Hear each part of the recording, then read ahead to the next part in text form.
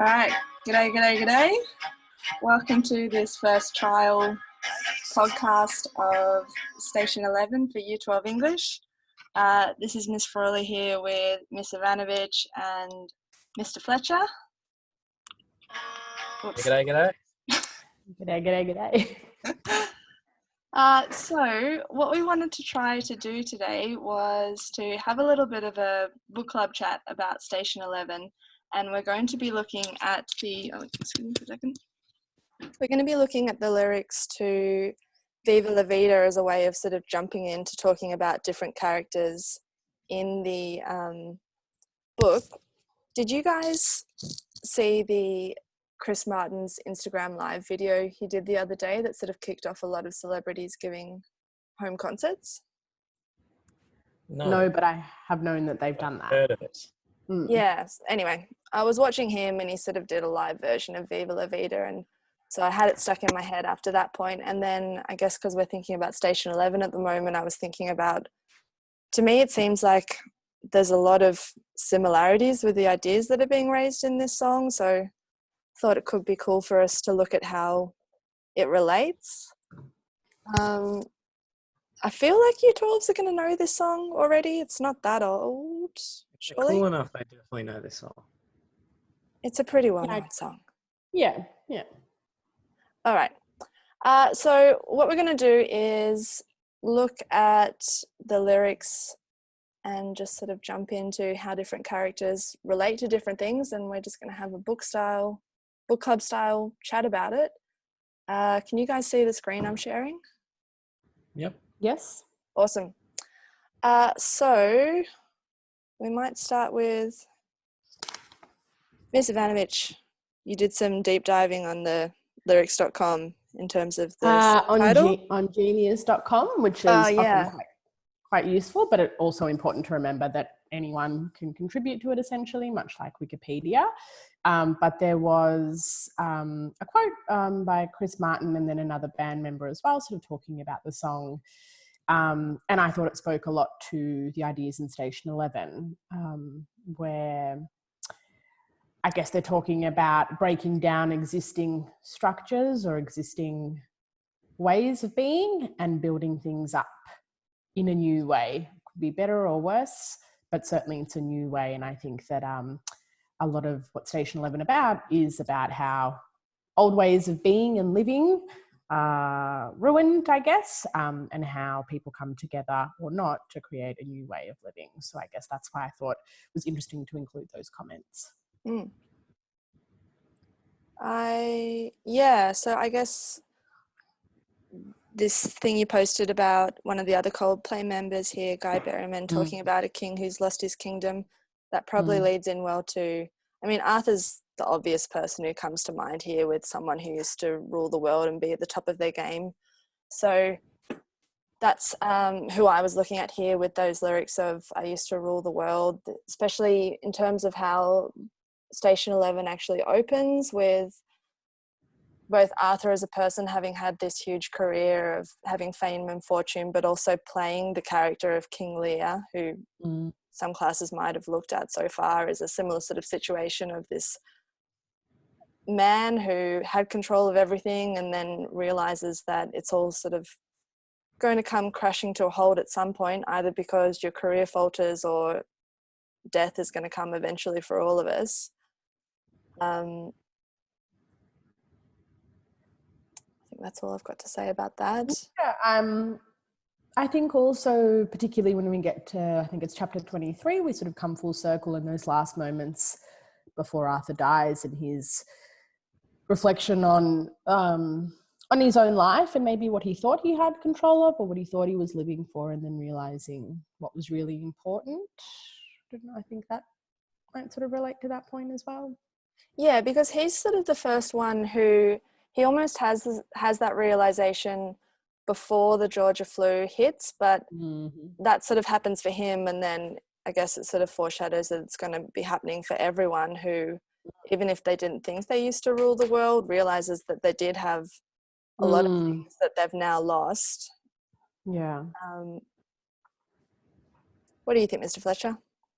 Yeah, I mean, because that is his moment of a whole shift in his values and what he thinks is important. And I guess that's the irony of, you know, him dying before he can actually do anything to start to change that. Yeah, I mean, I think it's, I'll save it because I'm going to talk a bit more about Clark in a minute.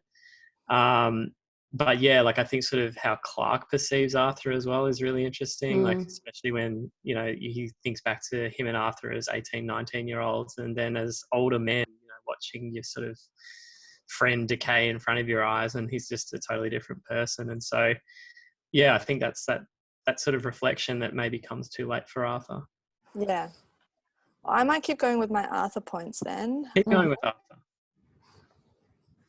Oh yeah, I was doing a bit of a deep dive on the whole King Lear thing. The old king is dead, long live the king. So yeah, if classes hadn't had a chance to look at these allusions to Shakespeare and King Lear in particular before we all went virtual, I guess the story of King Lear is this idea of this king who his kingdom crumbles and he ends up dying and realizing that the people he thought were close to him loved him all along, but he's lost everything in the end.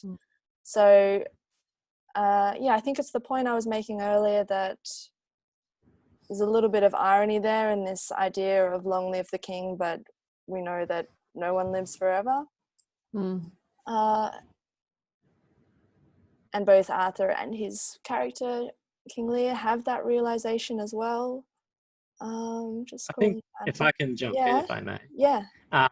Because there is that realization that I'm pretty sure it's Clark has, that, you know, like I can't remember who he refers to in the text, but these actors, the characters that they play are what live on. So they don't die. Like, people still remember, like, Grace Kelly and things like that. So even though the person dies, they have some kind of legacy. Oh, yeah. That's interesting. I've forgotten. I do not remember that part. But that's the thing I think is... For this. You what? I only just read it, like, literally last night. So that's how convenient. Yeah, well, I think all the stuff about art in this book is what I find the most interesting, and how people turn to it to make meaning of their lives, or to get a sense of how they want to be or what things they want to avoid in their lives. So I think it's interesting that just like Station 11 is using a lot of allusions to King Lear and the Bible and all those high art things, but also low art, or whatever you want to call it, like comic books and things like that. And gossip magazines, like things, but this song is doing a lot of allusions as well. So the one I'm picking up on here, the line "revolutionaries waiting for my head on a silver plate." I was vaguely familiar with this already, and Ms. Ivanovic, you're going to like this because this is me drawing on my Catholic school upbringing again. So there's a lot of famous paintings of this. Are you guys familiar with the whole head on a silver plate? Yes. All right, well, I'm going to explain it. This is why I like your Catholic school edification. Yeah. Okay, so Jesus's cousin is John the Baptist, so named because he baptizes him. And after Jesus is crucified, a lot of his disciples are sort of put to death as well and martyred. And John the Baptist, he is put to death by this woman, Salome, asking for his head to be delivered to her on a platter. So I don't know where I was going with that anymore. I guess just that idea of things being alluded to and stories intertwining with each other. Because Ms. Ivanovic, didn't you have some sort of similar point somewhere? You were looking at the biblical references. Saint Peter, I think. Yeah, I know Saint Peter won't call my name, so I had to look into this as well. Is it this point here about mirror? Just down. No, just the one below it. There. Yeah. So if you show more. So the idea that Saint Peter is often depicted in art as holding the keys to the kingdom of heaven, and I guess in this song, the speaker is saying that he won't be called into heaven, or he won't be allowed into heaven. And I guess that just made me think about the moral quandaries a lot of these characters kind of face, and how they behave both in the old world, I guess, and the new world, and the decisions that they make and how they justify them. So whether that's the characters that I looked at, sort of Tyler and Elizabeth, you know, and religion, or for Kirsten and the decisions that she makes in order to survive, and then to do, you know, more than survive, I guess, in the new world, if that makes sense. Yeah. I just realized the other point I was going to make about the head on the platter thing. I guess it's that idea of, this is probably going to relate to Tyler more, so I don't want to step on the toes of whoever did that character. Go for it. But yeah, people who sort of claim to have the answers, particularly religious people, and that often ending in them being killed by those who disagree with those views, and religions and things that are supposedly about love and things like that, often having these gruesome, violent aspects to them. And I guess in that line there, you know, with never an honest word, that I guess Mandel comments on that, you know, they provide sort of easy answers, but that's not the truth, or it's not kind of actually helpful to anyone, that ultimately becomes about power and fear. Yeah. And yeah.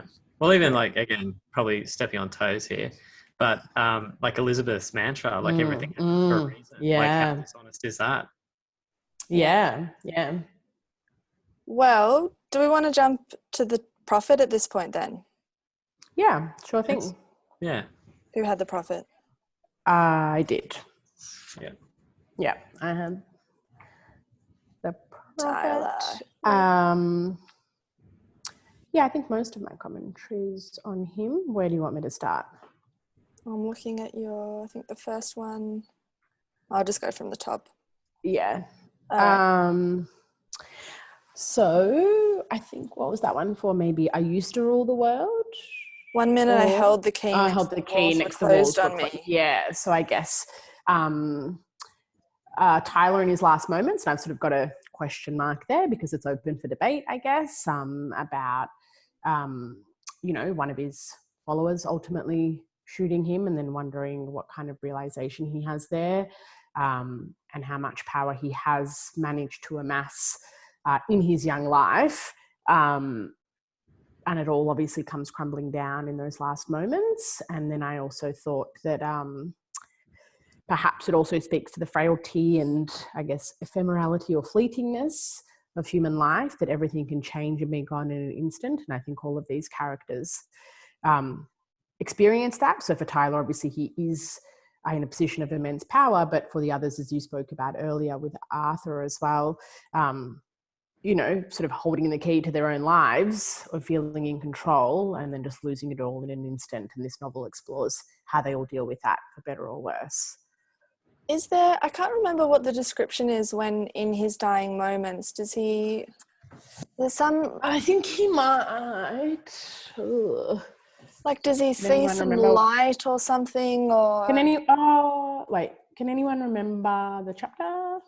No, it's late, but he was, because they were like, he's quoting Station 11. He quotes Station 11, yeah.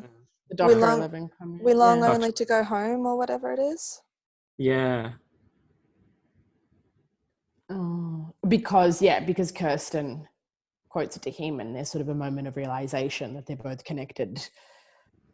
Yeah. Art. Excuse me. Yeah. I don't know. Yeah, no, I don't know. Something to look up.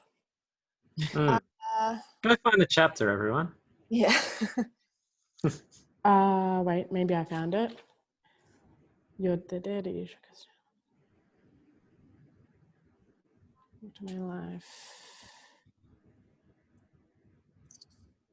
I'm going to jump in with a point while you're talking about it. I guess the point below where you were talking about this reference to the castle that you had thinking it was on firm foundations, but then realizing it was just on pillars of salt and sand. It made me think about that scene in Aladdin where the Cave of Wonders opens up, and only the true person or the virtuous person or whatever, like Aladdin, can get in. The diamond in the rough, of course. Otherwise, it all just collapses. So, I don't know. I think it's worth pointing out for thinking about that high-low art divide again, and whether you want to go with something like Shakespeare and the Bible or Disney's Aladdin. I think Mandel leaves it open that both of those could be equally valid ways of making meaning in the world and expressing yourself. There's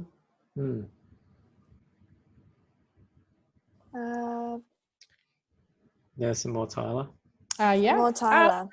Most of the commentary, I guess, that I thought of with Tyler or the prophet throughout this was about, him taking sort of power by force, maintaining his following by force and fear. And people are initially attracted to a leader who offered hope and answers and then quickly become disillusioned. And I guess even that line, people couldn't believe what I'd become. I think even for readers, perhaps at some point, it becomes a surprise that it's Arthur's little boy who becomes this feared sort of cult leader. And then also maybe speaks to that bigger idea of Mandel's commentary on sort of any kind of fundamentalist thinking or anyone claiming that they sort of have the answers, and particularly when they're advocating for a kind of tribalism and fear and separateness and power for power's sake. And that I guess she's critiquing that or challenging that notion and encouraging instead, community, creation, love, all the warm and fuzzies instead. Yeah, because that death scene again, what I do remember about it is Kirsten has this thought of her recognizing that he was just a little boy and the two of them are the same age. And at one point, I think she uses from memory an analogy of these roads splitting off, and she's gone in one direction and Tyler, becoming the prophet, has gone in the other direction. But it could have gone either way, sort of thing. Yeah.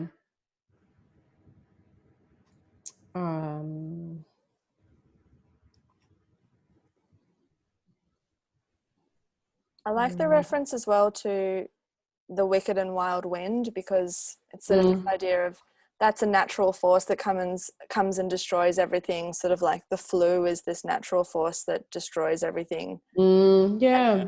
I picked up. I mean, again, we're changing track here because this is about Jeevan. But I'll jump in.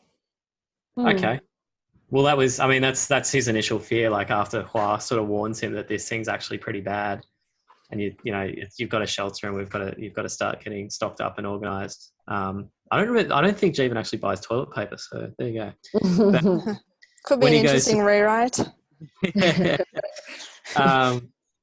So his first thought is to go and look after Frank, and so that's the big fear that in that apartment building, when you do have people living on top of each other, that virus will get in there. So he tapes up the doors. He puts to sort of stop anything possibly getting in. And, every time someone bangs at the door, they go completely silent. So it is that natural force. And I mean, similar to what you were talking about before with, these castles built on salt and sand. I mean, that is humanity. That's our civilization.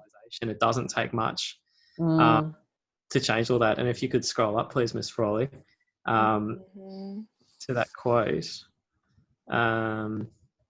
Because so that's it. And I think because I was looking at both Clark and Jeevan. Looking at this one? No, well, that one was like the walls are closed on me, because he feels that obligation to look after Frank, and it's kind of Frank's sacrifice that forces him to leave, because the walls are closed on him. But also the castle's underneath. So that is the fragility of our modern world. Like he has that moment after he leaves when he's walking through these deserted streets of Toronto that, that's what's missing. Like humanity is gone. Like that was what civilization was.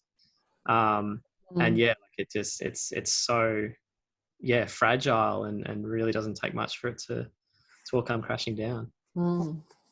By the way, I just found where Tyler dies. It's page 303. Yeah. Well, I was looking at that, but then I wasn't sure which lines you're all referring to. I can't remember. Anyway, we're long only to go home. All right. Do you want to say anything else about Clark, Tim? I got a lot to say about Clark. All right. Off you go. But I don't know if I'm stealing thunder here. No, I think we're just blending at this point. Okay.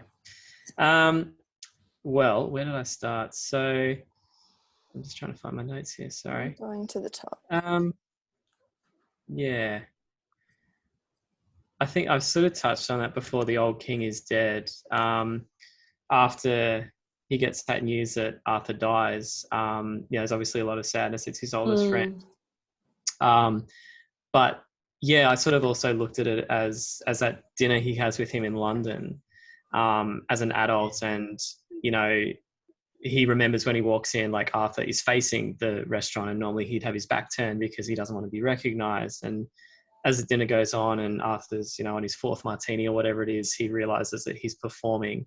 Yeah. And it's not actually about him having dinner with his friends. So, and he actually, he talks about how he's disgusted with Arthur, and he's not the man he was. And I think if you go to the next one, The Long Live the King, that's his memory. So he straight away goes to him as a kid, or when they were both kids, 18, 19, Clark's obviously from London. He doesn't know anyone. And yeah, that's what he reflects on Arthur, and he was so struck by him. He was so kind. And so I guess in a way, like getting back to what you were sort of talking about with Tyler and the roads that we take, like obviously Arthur's been on a very long road and a very, lots of kind of divergent paths that he's taken away from this sort of happy-go-lucky, very keen, very eager kid that he was when he was 18, like getting into acting and all that sort of thing. But yeah, I thought it was interesting that that's what Clark goes straight away to. And I guess it's that idea of memory in the text. Like it's, what's worth hanging on to? What do we remember? I don't know if anyone else wants to pick up on any of that sort of stuff. I was rereading a section the other day about Kirsten doing the interview with Francois Diallo and saying, she basically says, I've blocked things out. I don't want to remember. So yeah, it's sort of this diametric, isn't it, between what you want to remember and what can bring you happiness, but the awful things that you try and block out as well. But it's even in that new society, like when Jeevan and is it Daria, the wife, and I can't remember who the other guy is, but they're having that discussion about, they've set up schools now, like it's a little community. And how much do we teach the kids about what happened before the plague? Like, and because I think that's what Daria says, like, I think they need to know what life used to be like. And again, it's that question of what's worth remembering. Yeah. I think I have some Clark stuff. There's more Clark. Let's have a look. Here's some Clark. Yeah, I think I covered that one. Oh, yeah, because he does say to Elizabeth, civilization was always a little fragile. So, again, it kind of fits into that. Oh, that's fun. Yeah, that's a good one. There's a quote for you. Yeah. That's some more Jeevan. Done Jeevan. Actually, no, we haven't really talked about Jeevan, have we? No, let's do one. Talk about Jeevan. Okay, fine. Let's talk about Jeevan. I had to write that down because I think you talked about that before, this idea of their life before and after the plague. Because Jeevan before the plague is not a great person. He has that parasitic job as a paparazzo, and that's kind of, your livelihood is based on the misery of others. So there's, I wrote down something. Where did I do it? You're going to have to scroll for me. No, where is he? There we go. What did I do? Yeah. Never an honest word. Yeah, that makes sense. Oh, yeah, that's good. So, his entire livelihood is about gossip and, made up stuff. And, that photo he takes of Miranda in a very vulnerable moment is pretty gross. But yeah, on the flip side, he's the paramedic who is first on stage to try to help Arthur. And, in this new society, he is the doctor that everybody goes to. So, I guess it's that question of, maybe Mandel's saying like, the choices we make and we're not beyond redemption and we can do good things. And, that's what any kind of society needs. We're rebuilding. We need the good people. And good doesn't mean perfect. No. Like we're all complex and we've all made we're all deeply flawed and we've made mistakes. Yeah, for sure.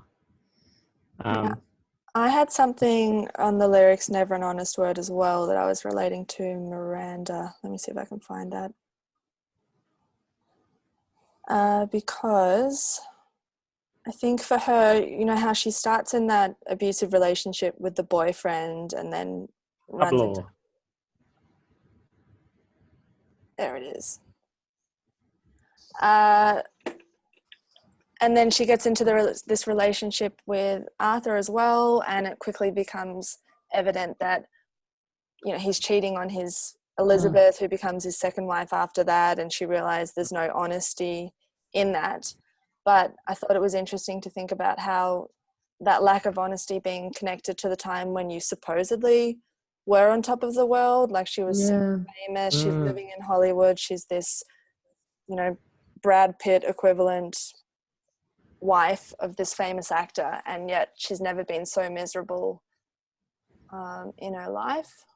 Yeah, actually that's kind of interesting. I'm jumping back to Clark here, but yeah, like same kind of thing. When he's top of his game, he's very successful in his career, but hates it, like hates that job. And I think because ultimately they're isolating kind of positions to be in, right? I think what the author's kind of advocating for is genuine human connection. And Miranda can't quite connect with Arthur anymore in that superficial world, and Clark as well. I mean, he's kind of like HR-y, or he kind of does a lot of performance reviews. Sort of like closing down, well, not closing down businesses, but like getting people fired and you know, all that efficiencies and stuff. So it's highly impersonal, where people just become numbers, and like there is no genuine connection. Sort of like you're a worker with your employer or whatever it is. I'm going to keep going with Miranda. I think I had something else to say about her. The puppet on the string. I thought it's, to me, that reminded me of that moment between Elizabeth and Miranda when Miranda sort of confronts her and is like, I know, I know what's going on. And Elizabeth says, I think this was supposed to happen, or it happens for a reason. And she has that line about, I don't like to think of my life as following a script.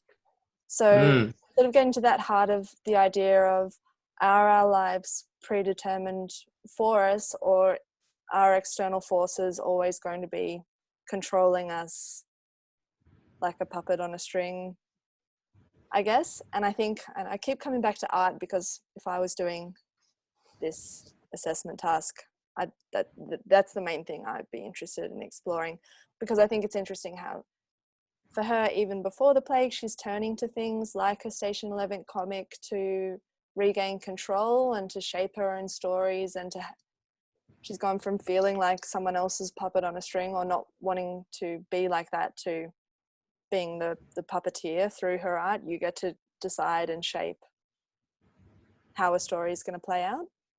And how it actually reflects your own experience. Yeah. And how that can make others feel less alone, which we see with the Travelling Symphony, essentially. Yes. Speaking of, should we look at Kirsten? I didn't have a lot of commentary on her throughout this for some reason. I thought that a lot of it kind of spoke to Tyler mostly, and a bit of Elizabeth. Yeah, well, you've got this line here about people couldn't believe what I'd become. Yeah, I guess in a different way. So I guess we talked about, how Tyler sort of ends up becoming the prophet, and the shock of that maybe. I think, you spoke about Kirsten sort of suppressing her memories and acknowledging that she's had to do some terrible things and kill other people in order to survive. But I think also there's kind of a positive connotation to that. I mean, she was always someone who, even as a little girl, obviously found meaning in acting, and it's something that she really devotes her life to in the new world. So maybe it sort of, couldn't believe that what she'd had to do to survive, but also there's an element of pride and something that she can be proud of what she's devoted her life to in this new world as well. Yeah, I mean, I guess that kind of reflects. I think I made a comment about Clark there as well, while we're still on sort of Clark. But yeah, him becoming this, I don't know, leader-ish in the airport in Seven City. He becomes that creator of the museum. And the imaginary conversations he has with Robert, like, you couldn't believe what I'd become. I think that one jumped out at me for Clark. Who's Robert? His boyfriend? Yeah, boyfriend of 3 months. I remember that bit too. You're all over Clark. All over Clark. My mirror, my sword, my shield. Yeah, I guess I was thinking about, couldn't quite make sense of the Roman cavalry stuff necessarily, but I guess I thought about those 3 images and what each of them means. So I guess a mirror sort of obviously reflects, a sword is a weapon for attacking or defending, and a shield defends. And I guess that to me spoke to this idea of belonging to something bigger than yourself, seeing yourself and your own experience reflected in others, and also feeling kind of safe. And I guess I know that, the Traveling Symphony provides that for Kirsten. I mean, they all kind of connect through art, but they also defend themselves with violence when needed. That the cult provides that for, religion provides that for Elizabeth. There is the implication that she becomes disillusioned before the end of her life. We don't quite know what happens.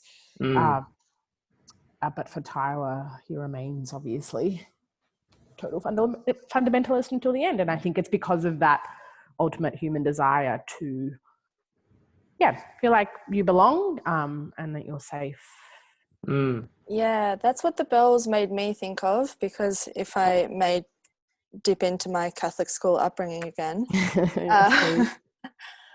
like the bells in a church are supposed to ring out for different reasons. Like they can be calling everyone to mass, to come and pray together and come together. I mean, that's a form of art, I guess, as well.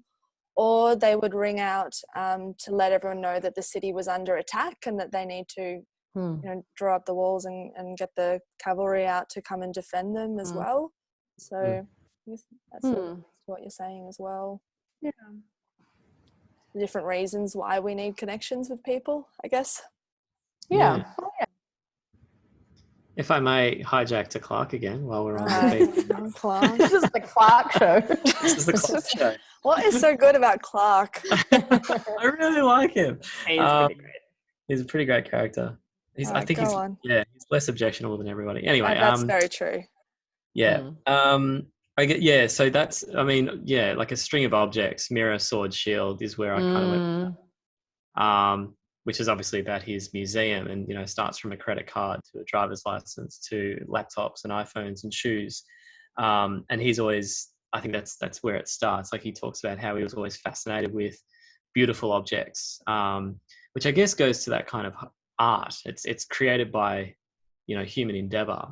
And that's, there's this long passage, which I don't remember what page it's on, but when he's kind of thinking about all the work that went into it, like, consider the designer who did this, consider the glove on the woman who put it into, like the snow globe into a box. And he talks about this fascination with human enterprise. And it is, I think one of the celebrations maybe that Mandel has here is, humanity's capacity to build things. Yes. And obviously this is all about those things being destroyed. And again, it's really fragile, but we are capable. And I think that's why ultimately it's optimistic, because we can rebuild and we can remake civilization. And, if we hang on to what's good and we build those connections, that, humanity can pull through, even though if it is terrible and takes 20 years to do so, we can get there. Yeah, that's how I saw the ending as well. This idea that, that we will rebuild meme. Yeah. Well, especially when, she's looking at those lights in the distance, or what we think are lights in the distance. Well, yeah, and it does end with Clark looking out at those lights and thinking about the flickering lights, and then if there are again towns with streetlights, there are symphonies in newspapers, then what else might this awakening world contain? So again, it speaks to, human endeavour and the arts, the sciences, and that it is out there across the horizon. You know, he likes the thought of ships moving over the water towards another world just out of sight. And there's the novel, I would argue, is ultimately hopeful about that, about what human beings are capable of. And I think it acknowledges the cruelty that we're all capable of, and the fragility of human life, but ultimately celebrates our resilience and ability to rebuild, particularly when we connect with one another. Yeah, it does leave several question marks hanging, though. I've looked at the last few lines to the song about knowing St. Peter won't call your name, feeling like your death is impending and maybe you won't have done enough good in this world to present to the gates of heaven and let St. Peter let you in.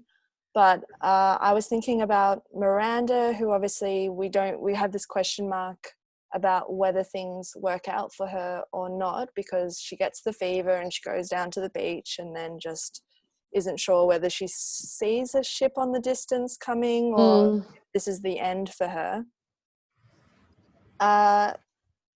So what am I trying to say there? I guess just that uncertainty of that people can pick up in their own creative writing pieces as well. We don't have to give an answer. We can just show that sometimes we don't know the answer. Sometimes we don't know what happens next.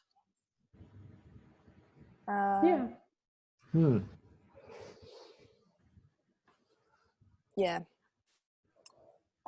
we have any other points? No, I think that's been pretty thorough and hopeful food for thought about, some of these characters and sort of key ideas and how people can pick up on that in their own writing. Yeah. All right, everyone. I hope that was of some interest. We'll leave it there. We got to sign off. Goodbye. Yeah.